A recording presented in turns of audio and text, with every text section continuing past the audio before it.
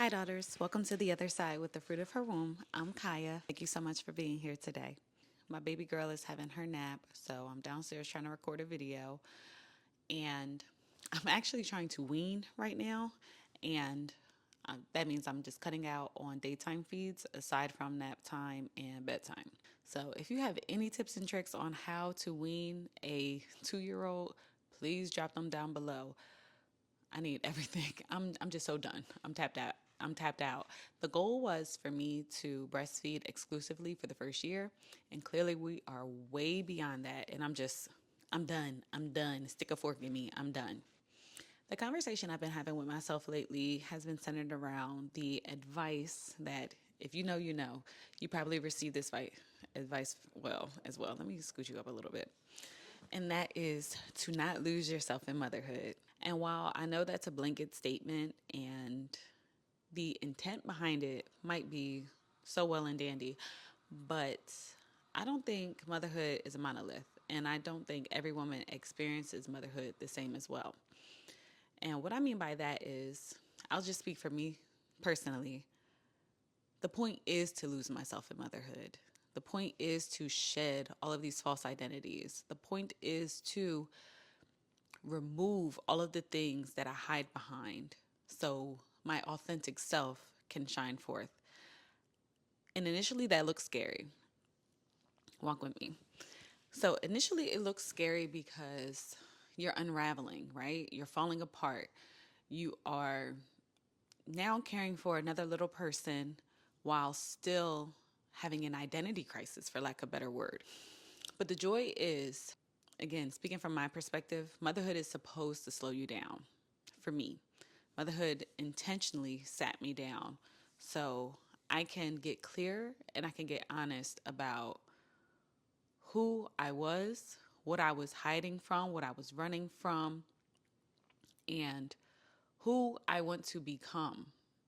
And most importantly, just who I am naturally.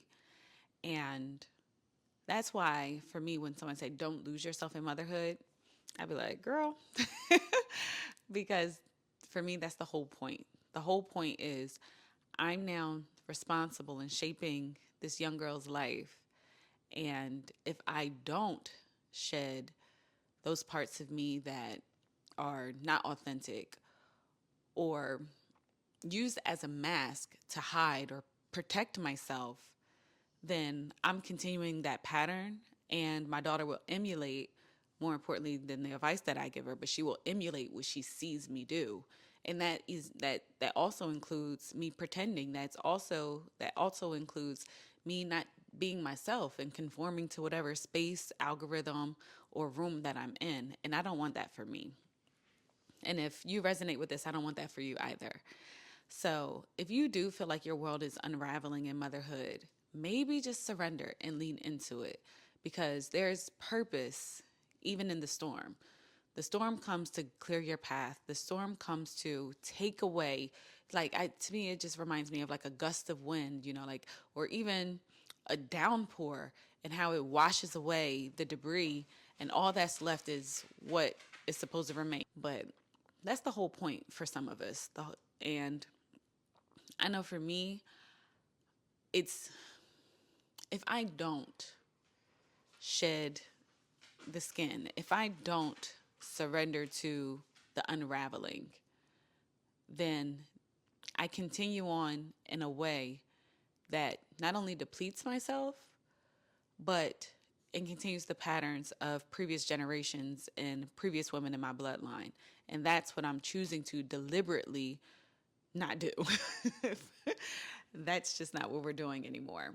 And I know for my bloodline, there has been a history of codependency, self-betrayal, self-sacrifice, and just not living authentically and not having the freedom to be who we naturally are, just out of, different fears and different experiences that the women in my bloodline have experienced. But I just know for me and mine, it's no more. It's no more. And I'm just grateful that I allowed myself the self-reflection to feel wholeheartedly, to feel the unraveling and lean into it, because it's way easier said than done. I, you know, sometimes be like, okay, this is too hard. I would want to go have, a drink of alcohol or something like that, or just lean into some other things to soften the blow. But for me, feeling is my way through. I'm a Cancer moon, so I have to feel my way through so I can finally lay it to rest after I name the things. So, hey, let me know down below if you're the same way, because if I mask it with other substances or other things, so on and so forth, then I'm leaning into that pattern of codependency. It's really easy to depend on something to soften the blow. And not saying, again, different strokes for different folks. My experience isn't everybody's experience. So, do what makes you happy, and do what heals you, most importantly. But I know for me, I have to feel it in order to release it. So, if you're a new mom, even if you are a mom just pilgriming through and surviving motherhood, maybe give yourself the grace to just know, like, it's okay to fall apart. It's okay to fall apart, because when you're down to nothing, that means God is up to something. And sometimes it's like that tower moment. If you're into tarot, it's like that tower card where the things have to crumble. The structure was built all the way up top, and it was unsteady, and it was built on sand, or the structure just can't withhold and support who this new season is calling for you to be.